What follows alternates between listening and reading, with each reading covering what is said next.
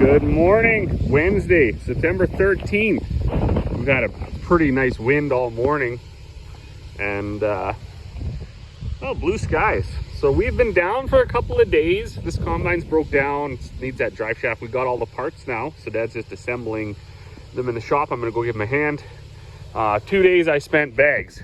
So I got all those four, plus all those done, plus this one.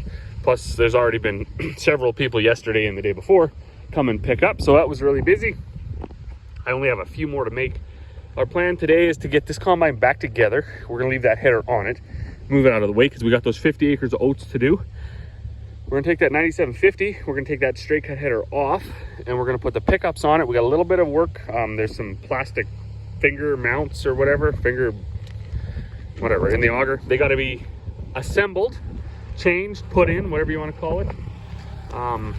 So we'll get that done. We're also going to get our four-wheel drive hooked up to the disc.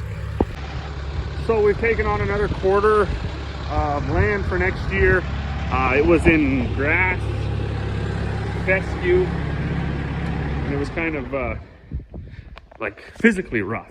So not like, I mean, the crop wasn't there anymore. It needed to be plowed back, but it was also very rough. So we have a plow, an old Morris. It's not very good. And we don't have a braking disc or anything. So I just hired a guy to go plow it, a custom plower. Figured that would make the most sense because they got the proper plow and the proper equipment to do it, and they know how to do it. So it looks really good. That being said, I actually haven't went over and looked at it myself. I just, from what I've heard from people driving by, they say it looks good.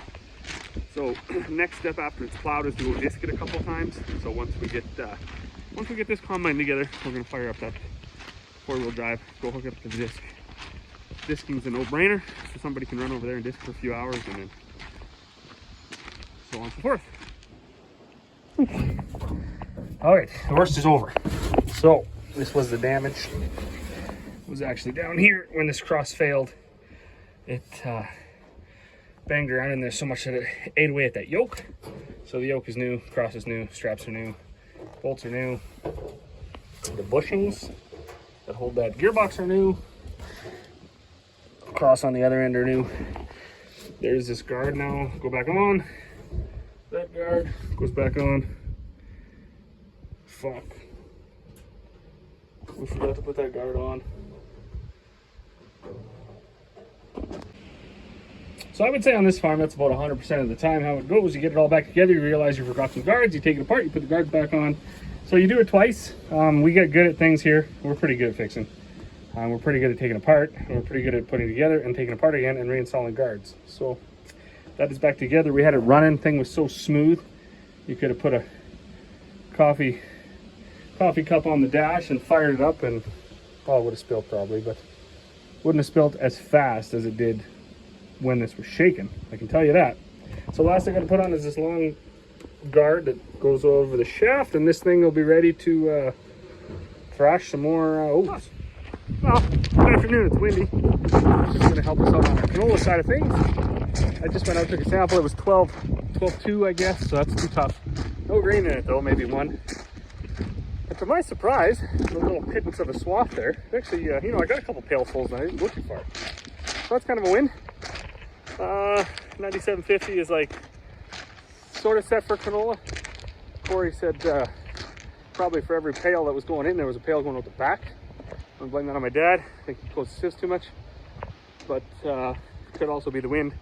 Could also be, well, could be operator too, and it was me. So I'd rather not take the blame, but I might have to. Good thing I only went a few feet. Right now though, we're gonna run down, pick up those 3 bales. And then we might even try to go grab this old wooden shed out of the property that we own. It's like an old wooden granary, but I think Corey wants to turn it into a goat shelter. Well, we can't combine for another day. We'll go do that. So there's one thing when you're in like an operation our size, when it goes to getting bales, so you really gotta like try to schedule it in. It's a big job. So we now that we can't combine, we're gonna dedicate all that time that we need and just go get the bales. It's a little bit frustrating because it does take so long, but I'm just grabbing the first one here, and then I'll be back. Oh, well, we're like 66% done here. It's been a while since I filmed. So anyways, we're gonna go ahead and grab this guy. I've never done any bale handling with this telehandler till now. Pretty pumped about it.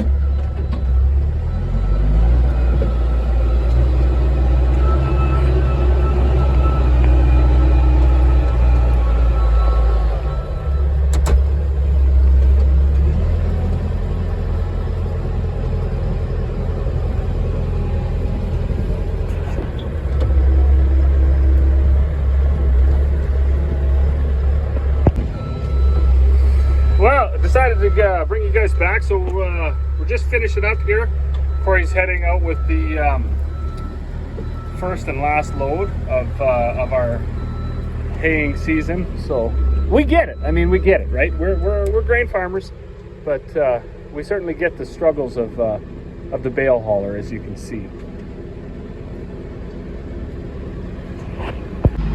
It's actually a cool trailer that my dad picked up at an auction sale. It's like hydraulically tilts.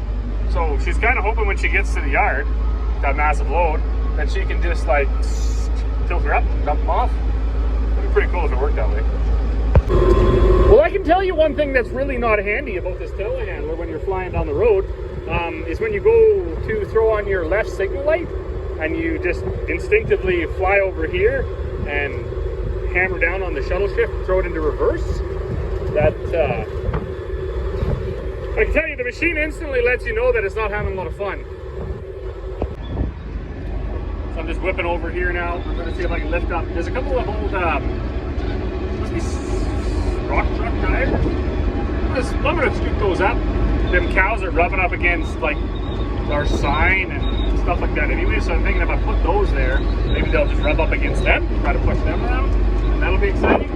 And then also, there's this old wooden granary that Corey wants to put up there, like another chick coop, goat coop, wherever goats live in. And then there's actually 3 bins on this property. I think we might have to look at our bin crane. They're wrecked, but we're thinking if we can. We have a brand new bin package that we got, like at a discount because pieces were missing, mainly the roof.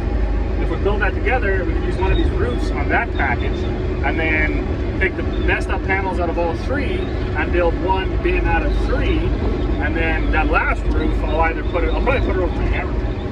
That'll save me hours of snow shoveling. That here was our canola that we just tried. That was 12. North of town was swapped earlier than that, but I don't think it was as ripe. Mom went and shelled some anyways that wouldn't test. So it kind of just needs it just needs time, right? I mean, it is exciting because it's the 13th of September and the weather's decent, and we're already done all our cereals except for that little bit of oats that's green. So you want to keep going. But everybody's enjoying a little bit of a break, and we've had time to do some maintenance and get rested up and showered up and cleaned up, caught up on some house cleaning, laundry, things like that. Not that it's been ultra stressful anyways, but we had about a 5-day push, 6-day push where we were really hard. Well, that's about the most legit thing that I've ever seen.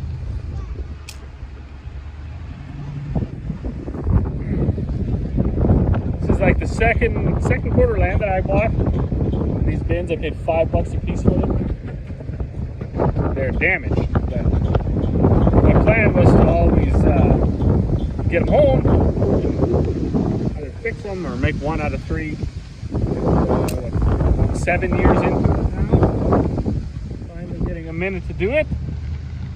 Pretty pumped. It's like the windiest day possible, so we did strap it down, but it's a very good chance it doesn't even make it home.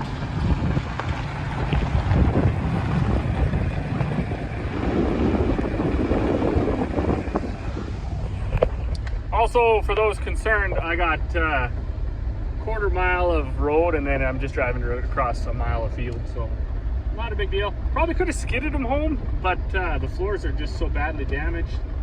One thought we had was to bring our bin crane over here, pick them right up, and take them home. That way, we might do that on the next 2. The floor came with this one, so I thought, well, if the floor is going to come with it, let's That's a pretty substantial wind. I'm not exactly sure why this bin, like why they caved in like that.